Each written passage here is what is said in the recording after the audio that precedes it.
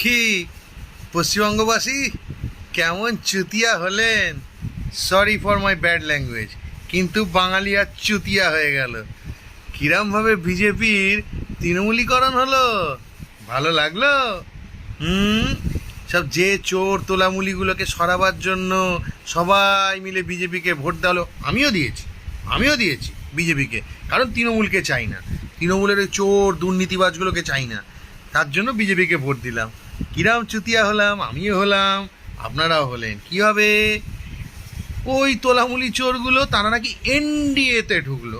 NDA, BJP না, দল বদলে বিজেপি নয়, এনডিএ। যেন এনডিএ যেন একটা আলাদা কোনো মানে ব্যাপার হলো। আরে এনডিএ বিজেপি দুটো আলাদা এনটিটি হতে পারে, কিন্তু বিজেপি তো এনডিএরই পার্ট, এবং এনডিএর মধ্যে বিজেপি তো মানে সংখ্যাগুরু বা সব থেকে বেশি, বাকিরা তো কুচকো ছাটকা ছোটোখাটো। তাহলে বিজেপির তৃণমূলীকরণটা আজকে সুন্দরভাবে ভূপেন্দ্রজি সম্পন্ন করে দিলেন।